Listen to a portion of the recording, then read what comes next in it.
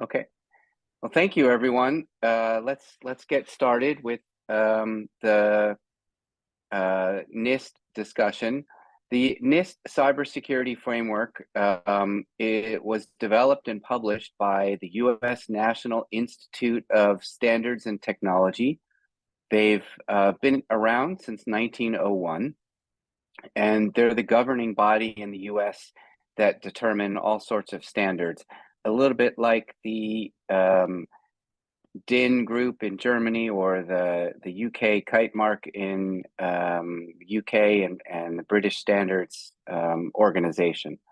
So what we see here is the NIST cybersecurity framework on the left.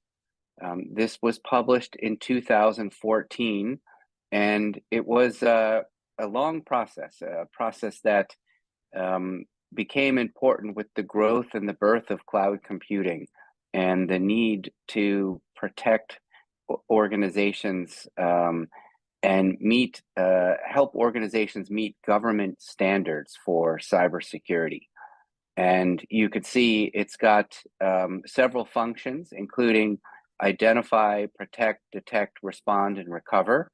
If you read them in that order, it makes some sense for identifying threats, protecting against threats, detecting threats, responding to threats, and recovering. This is the 1.1 version. A new function has recently been added to the NIST cybersecurity framework. It's now called version 2.0. And that new function is the govern function, which helps organizations provide context for the roles and responsibilities for governing to ensure that a cybersecurity program has the NIST framework in place. If we think about some new concepts around cloud security posture management and governing a certain posture, a specific posture that an organization has attempted to achieve. So the journey to get to an update is quite long. It's several years long. It will be formalized in 2020, late 2023. Well, it hasn't happened yet. Fully formalized in 2024. And to get there, there was an RFI sent out. There were thousands of attendees at a workshop.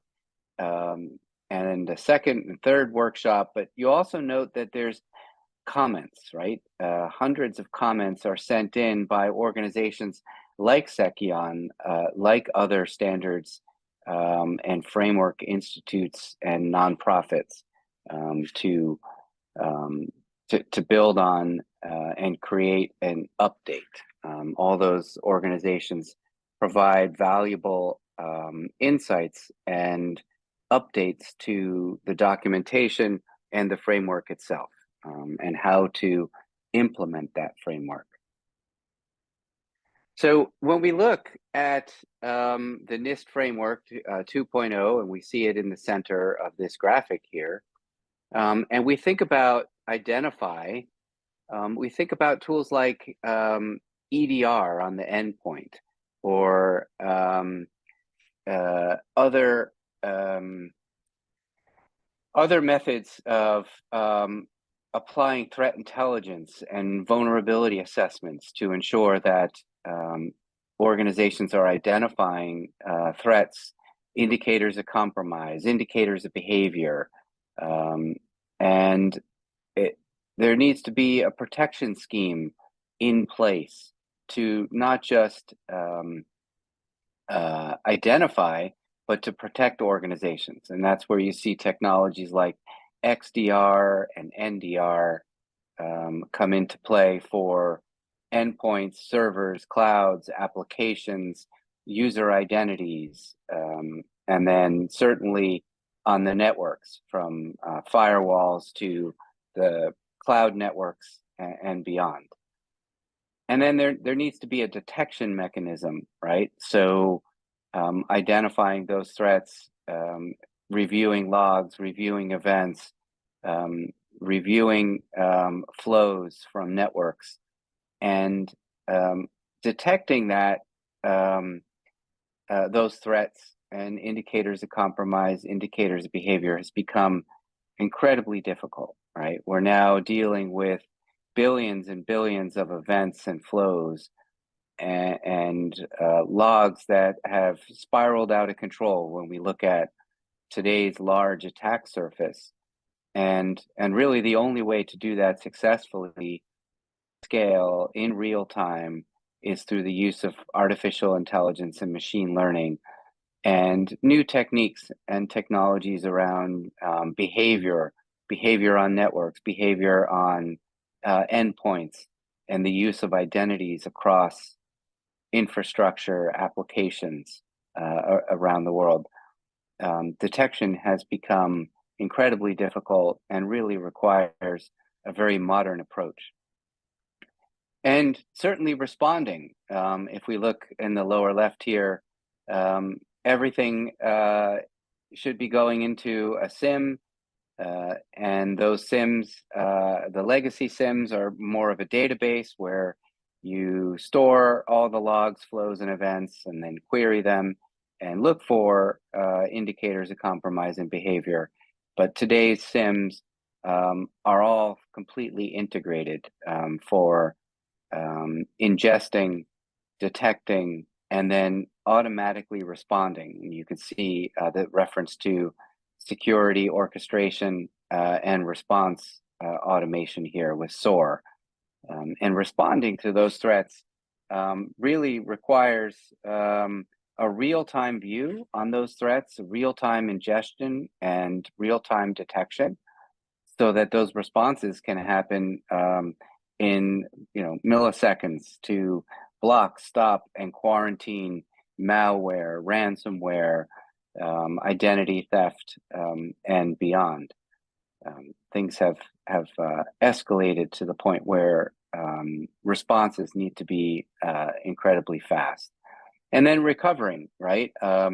Ensuring that the frameworks and the tools, the technologies, and the processes around the framework, the goals, the specific requirements that an organization has across its security domains, it's important that they understand how to recover and how to ensure that any future successful attempts at a breach or an intrusion do not occur again. And that's where we see these frameworks from ISO 271 to GDPR and PCI DSS, the NIST framework, and then there's CMMC and all sorts of other frameworks that organizations put into place, either on their own volition or through their partners or their business partners who require those frameworks to be in place. And then the concept around posture management, setting a posture, monitoring that posture, and then alerting and reporting any deviations to that posture. And I think, Smit, you're going to share some of that in your discussion.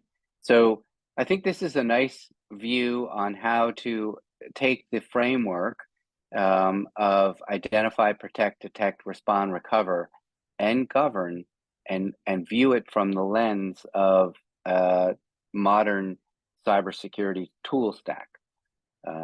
Now, the way Seceon sees this is from the bottom up, ingesting telemetry directly or via APIs for cloud infrastructure, cloud applications, cloud identities, to endpoints, whether it be user devices, servers, virtual machines, Kubernetes clusters, etc. And then the networks, whether they're cloud networks, on-premises networks, and beyond, applications, whether it be Microsoft 365 or the applications installed on the end user's desktop or laptop. And then combining identity is essential to applying the correlation and situational awareness a little later on. So looking at the way Seceon sees things, everything starts at ingestion, and then our AI SIM or AI SIM CGuard and our long-term storage option enable organizations to meet requirements to store those logs, keep those logs. And inside of all that needs to be a detection mechanism. And that would be out on the endpoints, on the networks, everything from anti-malware and ransomware capabilities for detecting those types of attacks to device control and file integrity monitoring. And we look a little further up, there certainly needs to be reporting to ensure that those postures are in place, that any framework is being adhered to. So the Seceon platform has comprehensive reporting and benchmarking. But yeah, with that, I think we have a good basis for the discussion today on the NIST Cybersecurity Framework 2.0 and how it fits in across an organization's cybersecurity stack, and how Seceon enables organizations to meet that NIST 2.0 requirement for governance. And with that, I'd like to turn this back to Smit. Smit, if you could follow up from here. Yeah, no, thank you. Thank you, William. Appreciate that. So there are a couple of things that I wanted to bring up. I think William laid out a great foundation for us to understand where the NIST is going and how it is moving from 1.1 to 2.0. One of the things that I wanted to bring out is that the proposed framework changes and what the committee has put together has been published now, and it's at a comment period where a lot of industry folks are providing the comments on what they think about that and what needs to be done. Um, um, and when that gets done and all that is reconciled, hopefully sometime in 2024 is what the timeline is, that the standard is going to be finalized. I'm sure it's going to go through few revisions down the line, but the first final version is expected to be ready in the first half of 2024. Not in our control, but that's the expectation as I understand it. Now, having said all those things, there are a few things that I wanted to bring up that William also talked about, so that you understand where it is going and what the changes have been from 1.1 to kind of get a sense of where the overall direction of NIST is from 1.1 to 2.0. So with that in mind, let me share. Okay, thank you. I'm going to do that.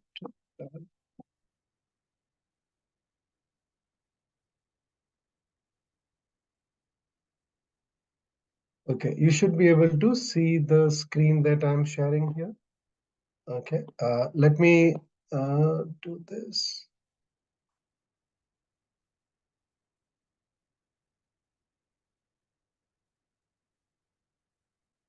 So you should be able to see my screen here.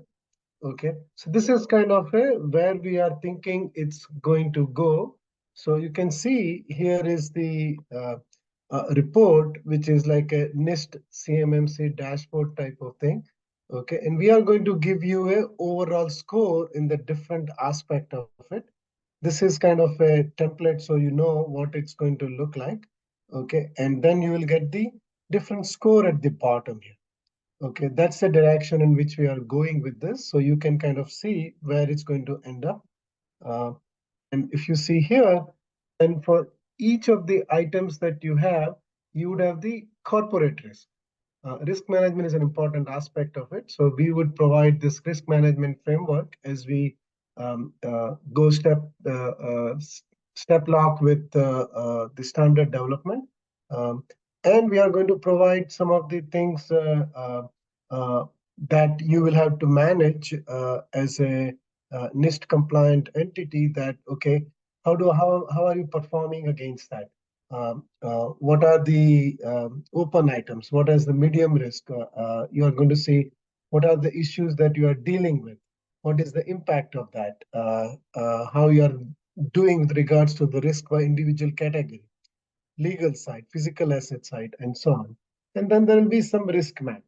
Now, this is a template. It's not there yet, but you can kind of understand where it is going from here. Now, I'm going to bring up the 1.1, what it was and what it wasn't, so that we can see what William was talking about in terms of how the transition occurred from the standards body perspective. So if you look at the existing framework, which is 1.1, you would notice that the governance that William was referring to was actually a category as a part of identity. And for people who are not very familiar with it, if you see on the framework core, the second column is a function. Okay, and the function is what is referred to when people talk about it, that it includes identify, protect, detect, and all that stuff. All those things are called function. Each function is broken down into different category, and each category has different ID. And that's how all those things work out. Let me just move this thing over so we can see the thing. Okay. So that's what happens. Now, if you notice in this thing, AISIM is referred to as a platform. Okay, and there was no platform level security in NIST CSF or the cybersecurity framework 1.1, which is that today. It did have a little bit about anomalies and events, but there was nothing about the platform level security. Okay, few other things that you will see is that throughout the uh, framework description, they did not have any mention of the modern technology which the AISM platform is based on, which revolves around machine learning. That was missing.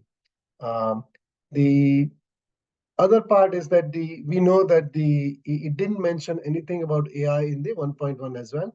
We know that that's kind of a current one, but in general, the AI wasn't mentioned much.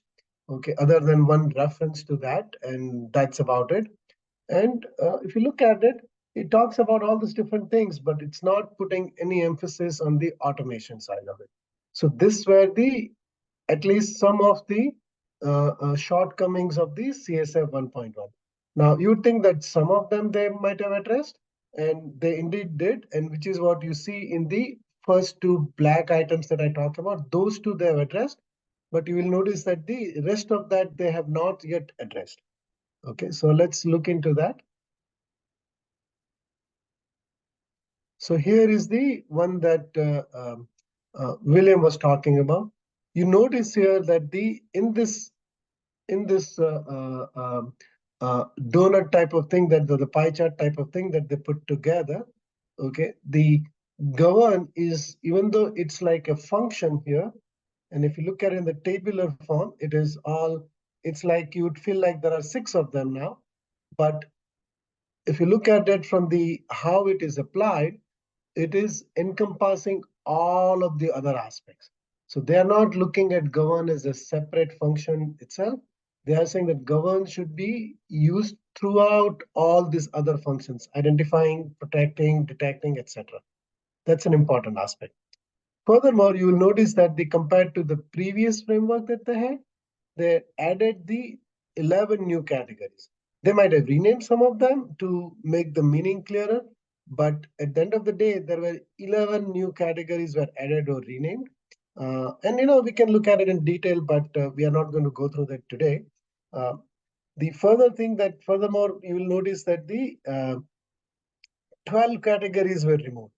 or they were realigned, meaning that they realized that the 12 of those categories were independent, but they actually had to be merged with something else, and they had to rename that other category. So some of the other such modifications have happened.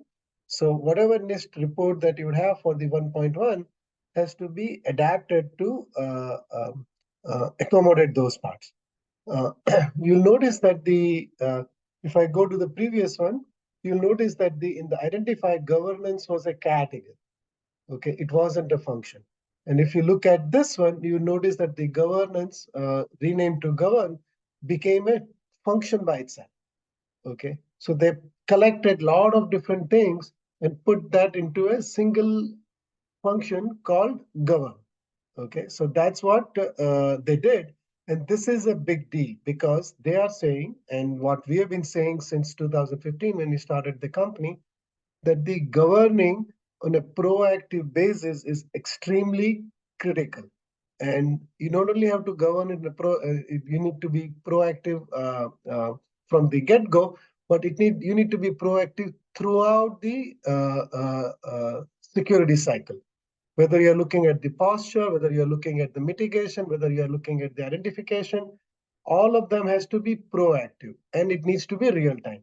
And that's what they have also recognized and they are working through that. Now, if you look at the other part of it, you know that we talk about what we offer is a platform. Okay, they did not have the platform. If you look at the CSF 1.1 here, you notice that there is nothing here which is a platform. Okay, in all this framework core that you see. But if you look at here, the platform security has been added as a part of the protect. Okay, so you can see that the direction in which the NIST is going, AISM and AIXDR has already been using that as a foundation to begin with. So we are quite a bit ahead of what they are doing, but it's good that they are slowly and steadily moving in the same direction that we are moving into as well. Okay. The other part that they are talking about is that the technology infrastructure. Now that category wasn't there before. And you notice that the technology plays a very important role in ensuring that the protection and the defense becomes state of the art, and it happens in a both proactive and real-time basis with the automation built into it. And that part has been added in an indirect way through the technology infrastructure resilience. So what is the point I'm trying to make? The point I'm trying to make is that they are all, the NIST is a framework, or the cybersecurity framework is moving in the direction of embracing the technology, uh, embracing the platform as an approach to provide the security. All of that is that it's moving towards is the are the characteristics that we have been already using. So that gives you all an edge in moving forward with what is happening. Um, Now, in addition to all this, you would notice that the few things are still missing in this. If you look at the entire specification or the draft specification that's out there, if you look for things like machine learning, it's not there even today. And you would wonder why that is the case. The other part we notice is that even the AI part is just mentioned in one of the things like the process side.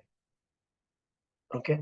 Now, and that is part of the govern side, policies, process, and procedures. It would say that, oh, anything that relates to the AI should be incorporated, but it doesn't have any specific items about what you expect from the AI and all those type of things. So why is this important? This is important because we all have to recognize that these standards are there to provide guidance, but the actual security has to go way beyond these standards, and which is our motto, which is our driver to ensure that our customers and our partners get the best possible security from that perspective. So I wanted to bring that out here so that everybody understands where the framework was, where it is going, and what we are doing as a company to keep you ahead of the game as much as possible. Okay, so with that, let me go back to the what we are doing about this, the NIST CSF 2.0 framework side. Okay, so let me go there. I'm going to go in and say,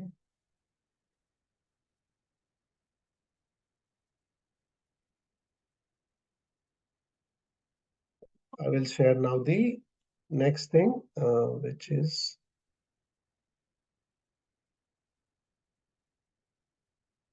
so you should be able to see my screen here. Okay, and let me see.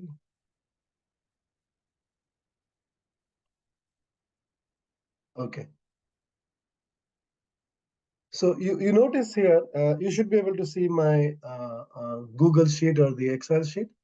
You notice here is that we are working through all these functions that we have, the govern, identify, protect, all of those things, right? For each of them, we have actually combed through the entire draft specification and listed out all the specific identifier for them. Okay, and then we have said, okay, what are the different things that we are going to be able to do based on what the draft is. Okay, now why are we doing that? We are doing that because we want to make sure that we are ahead of the game and not playing a catch up. Okay, so that's what we are doing, and we are trying to figure out in each of them what are the different things that we are going to do, how we are going to come up with the score, how we are going to generate the report, and so on type of thing. Okay, so we are putting in a lot of work to ensure that the NIST 2.0 is actually going to be supported very quickly after the draft gets commented on and the final standard comes out in 2024. So that's the intent behind it. Okay, so and you will see that the overall the standard refers to two types of things. The one is obviously about the physical side of things and the processes that you would follow internally as an organization. And there are a lot of things that can be automatically created within the system.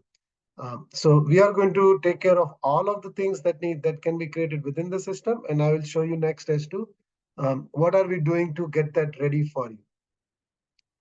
So with that, let me go to the system itself. The lot of details about this we will do down the line, but I wanted to bring it out within the system how we are doing this thing. Okay, so if you look at our platform, you would see that there are different things that we already had. So you already know that we had the NIST, HIPAA, PCDA, PCI DSS standard report that we already had. And you can see that the report is already exist for the NIST 1.0. Okay, and you can always use it to what you wanted to do. Okay, few things that they've added in the NIST 2.0, you would see that we already do today. For example, there's a build the context. If you look at our alert analysis, and if you open up any of these alerts that we bring out, you would notice that we do the context of that here. We do the context of that here in terms of when what happened at what time. Okay, so context building and those type of things are already part of the platform. Now we need to make sure that as we move towards the NIST 2.0, that all of those things become part of the report in some sense. What would that mean? That would mean that we will probably have to build a new KPI in our BI 360, which we will do, and we will use that to make it easier for the individual compliance officer to look at different details, as well as a stakeholder to see where they stand in terms of the overall score of the organization on each of those functions. So we are going to provide all of that. Okay. In terms of the detailed report, I'll give you a brief work that is being going on within the company. Okay, so if I go here and look at the BI manager, there are a bunch of reports that we are working on. So you can see that one of those reports that we are building is the NIST report. Now, this NIST report will ultimately become the part of the standard report. But our standard reports are now using the same framework that we are using for the BI 360. So if you see here, this report, you can see that it's work in process. So it won't look very, very sophisticated right now. But you can see that we are adding all types of KPI widgets to provide the report that is going to be very usable by both the detail level compliance engineers as well as the high level stakeholders as well. Okay, so all of that is going to be available to you. Okay, so I wanted to make sure that everybody is on the same page in terms of what the NIST is going to be doing for you and where we as a company are in terms of helping you get to the compliance level for that. Okay. Now, having said that, let's go into the some of the other aspects that people have been talking about from the NIST perspective. So you guys have already seen what we do from the threat hunting perspective. If you go under Deep Tracker, you would notice that the all of the information that you need from the NIST 2.0 perspective, it is all included here. Okay, and we have a very flexible querying facility, both the graphical query as well as the script-based query, which is the Lucene query. Both of them is available, so you can get to all of those things very, very easily. All of those queries that you'll see, the results of that can be grouped together or they can be exported. And this type of report can be scheduled, and those schedules can be put together as a part of your NIST compliance as well. And we are going to be working on that to put all those things as a part of the out of the box feature that the system will offer. Okay. The other part that it's talking about is the inventory side of things as to what are the parameters that you are monitoring from the security perspective. And you can see that over the last 6 to 12 months, we have built in the inventory part of it, right? Even though we call it in beta. So all of that is available for you as well. And this will become part of your report as well to ensure that you are staying NIST compliant. Okay, so you can kind of see where it is going from that perspective. The further things that it talks about is that they not only inventory, but you need to be able to monitor them. And if anything goes uh, uh, sour, that you have a way of notifying it and immediately taking care of it. And all of that is happening as a part of the health monitoring, okay, to ensure that you know where the resources are, as well as a part of the system alerts to see what are the things that is going south so that you can get that addressed as quickly as possible. Okay. Furthermore, you would notice that we have some of the features that are put together to ensure that the NIST report that you create can be branded so that you can deliver that as a part of your organization. Okay, so when I was showing you the NIST report that we were building here, we are doing that as a Seceon logo. You can change that to your own branding. So the idea here is that it will be delivered from you through our tools to your customers as a branded report, which is going to be a lot more richer. And all of the things that you are going to be delivering to them is not only going to be report based, but it can be also dashboard based so that you can see all of the compliance aspects in a live fashion. You can drill down into it, similar to what you do with the things that we do with the other dashboards. Okay, so I wanted to bring out to you what we do from that perspective. Okay, the other things that you can do is that you can always schedule those reports through the scheduling process that we have in the scheduling task, right? So all the reports you can schedule here and say, hey, when it's going to happen. So for example, HIPAA report is going to go out 11:27 a.m. on the second Wednesday of the month. Okay, you can do those type of things, no question about it.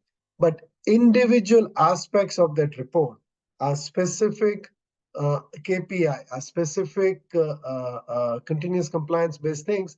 You can do that through the playbook part as well. Okay, so playbook we use as a not only for the SOAR to contain and all that type of thing, but you can use it to also schedule a report and send that out in an email for a specific aspect of the report. Okay, so if I go back into, let's say, let's say that I'm opening it up here, and I would see that I want to know about this governance OC03, I wanted to see all those things on a daily basis. But the entire report I wanted to get on a monthly basis. You can do this type of things automatically as well, either through Playbook or through the separate report creation. All of these reports can be cloned. So if I go under the uh, over here, you can see that somebody had this NIST2 report and they wanted to add few things. They could clone, and that cloning is another feature that is already part of it.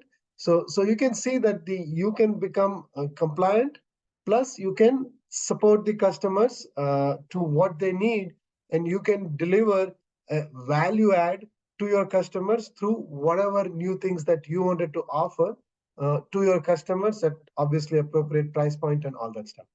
Okay, so I wanted to bring those things out as to what type of things that we are doing here. Okay, so with that, I can keep going, but I think you guys get a sense of what we are doing. We are going to add these things more and more, and we are going to go into much further detail, hopefully in the next session as well. Are there any questions here, William Puspender, that we need to answer? No, Smith. No? Okay. All right. Okay. I think that's it from my side. William, anything else you want to add? No, I don't have anything. Anjali, did you have some questions prepared?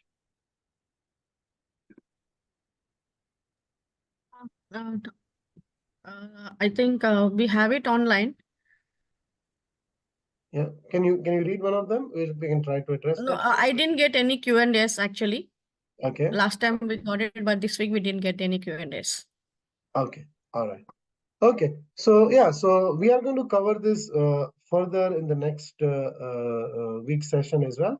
So if there are any questions at that time, please ask. I see that there is one question Yeah. that is put out here by somebody. It Yeah, asks yeah. yeah. What are the automated compliances reports that you certainly plan to have at this year? Yeah, so this is a very, very important question. So we are adding all of the compliance reports that are both the country specific, your market specific, as well as the global standard specific. Okay, so we are going to do things for the market in the Asia Pacific. We are doing specific reports for the Middle East. We are adding specific reports for the North American market as well as for the EU market. Okay, so for all of them, we are adding those things.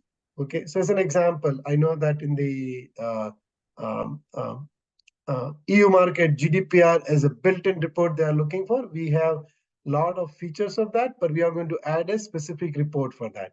For India, there are a bunch of report for the Asia Pacific market that are required by RBI.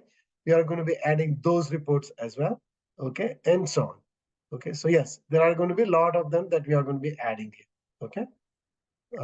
Yeah, next question. Few more, Smith. They want to know more on the integrated playbook. Yeah. So let's go through on the playbook side as well. So I think my screen is still visible, right, Anjali? Yeah. Yeah. Yeah. So see in the playbook, you can see here. Let me see.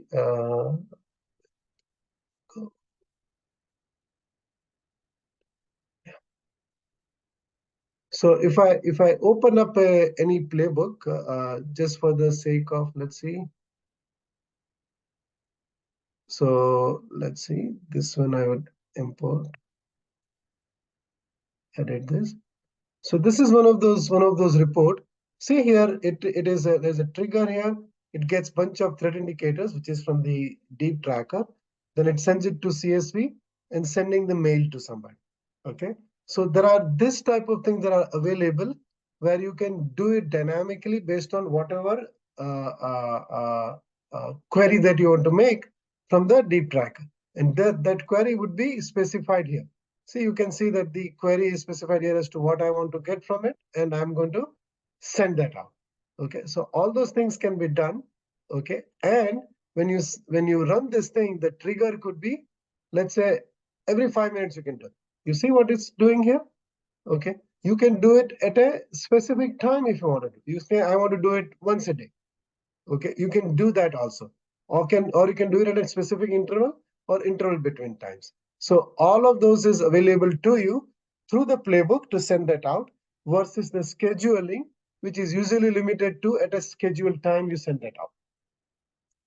I hope that answers, so that the playbook has a lot more flexibility in scheduling dynamic reports to be sent out to specific people as a detailed report. But if you wanted to do like stakeholder based, very pretty looking report, then you would do that through the standard BI 360. Okay, so both of those facilities are available to send the reports out. Okay, I hope that answers the question. Yeah, one more, Smith. Mhm, We mentioned about different countries about the compliances, right? So mhm, they're asking about. So we just before this, right? We discussed about the compliances. So mhm. even they would like to know about the Saudi Arabia because they Yeah. have a different compliance like ECC and Triple C. Mhm. So even are we planning to have those compliances reports also in place? Yeah, so we don't have it in place, but we are working towards it, and we will so reach out to Khalid from there, and we will certainly work with him to ensure that those things are going to be incorporated into the system as a built-in report for you, so that you can use it directly. Khalid works with the technical person to ensure that the business requirement gets translated into the actual technical spec, and those things are what we will build out. To let you guys know, we actually have a team that we have put together whose focus is going to be entirely on the compliance reports at a regional level, the industry and market perspective, as well as from at the global level. Okay, so that's what we are doing. And we understand that the compliance is extremely important in your security posture. So yes, ECC and Triple C are also going to be done for that. Okay, this year. Yeah. So they want to know more about the remediation, Smith. Mhm. They want to know how does the remediation work? Yeah, this is actually a very important topic that we were probably going to go through that in a little more detail. So from the industry perspective, if you look at it, uh, the remediation is usually referred to as a containment of threat. Okay. Now, what we need to really look into remediation should be a little bit broader than that, right? What do I mean by being broader than that? So security is one aspect of it. Okay. But compliance violation is a second aspect of it. And applying remediation through playbook, through auto remediation, through clickable remediation, all of that is has to be used in a broader sense. Now, why that broader sense is important? Security, we talk about it in almost all the demonstration and so on type of thing, which is really, really important and critical. But if you wanted to be proactive, you need to be proactive from the compliance perspective, from the standard framework like the MITRE framework perspective. And that is the angle with which the remediation has to be thought through. Okay, so when we talk about remediation, when we talk about the playbooks, we don't say that you need to be remediating only from the alert that you have raised. Okay, you can do it based on the, hey, specific aspect is not doing properly from the compliance perspective, and I need to fix it. And that type of remediation can also be done. I know that there are those remediations we are adding as a part of our roadmap, but that is the angle with which we are going to be going, so that the remediation becomes a lot more broader and not narrow like what the industry talks about today. We are always going to be carving the path for ourselves as well as for our customers from that angle. Okay. I want to understand the scope of remediator integration, auto remediation supported to be enhanced, right? Anything we are adding new supported devices in remediation. Yeah. So we are going to be adding lots So of how exactly we are doing it? Yeah, I understand. So see, the one of the things that we are going to be doing here is obviously adding new and new devices, and you would see them happening. Okay, and that those devices would be all the authentication services, SaaS products, EDR side, the network devices side, and all those things. That is for sure. Okay, all right. But the any of the devices that we add would be added from the context of not only from the security perspective, but also from the compliance perspective. So what does that mean? So let me explain to you in a little bit different angle. So there is one of the things that they have is that the need to know basis access and privileges to specific user, right? Now, that does not have to be part of the security, okay? And we are going to be adding those type of things where we can control those things down the line from our roadmap, okay? So that's kind of an example of type of things that we are doing, which are more compliance oriented and not the alert containment perspective. I hope that helps answer the question about what are the different type of remediations that we are adding. And it's not going to be limited to device, but the intricate aspect of those services and devices. So that's why specifically I gave an example of not a device, but about a service. So you understand that the disabling a user, for example, is the containment part. Okay. But ensuring that from the compliance perspective, the privilege and the access is limited is from the specific compliance aspect perspective, as well as being proactive about ensuring that the person cannot do bad things in that room with the specific access and privileges. I hope that helps you understand where we are going with this. I'm kind of giving you guys where the vision is. Okay, any other questions? That's all, Smith. That's great. Yeah. I think everyone got that points. Yeah, good, excellent. All right, thank you very much. So we are going to cover more about the compliance and specifically NIST because it's coming up and it's kind of embedded into a lot of other things.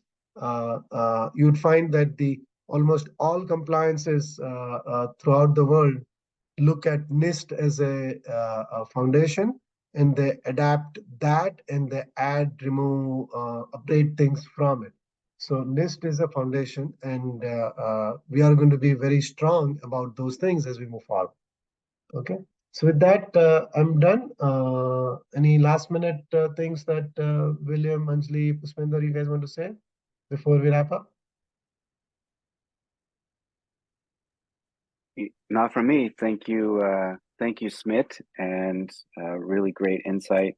And thank you everyone for attending.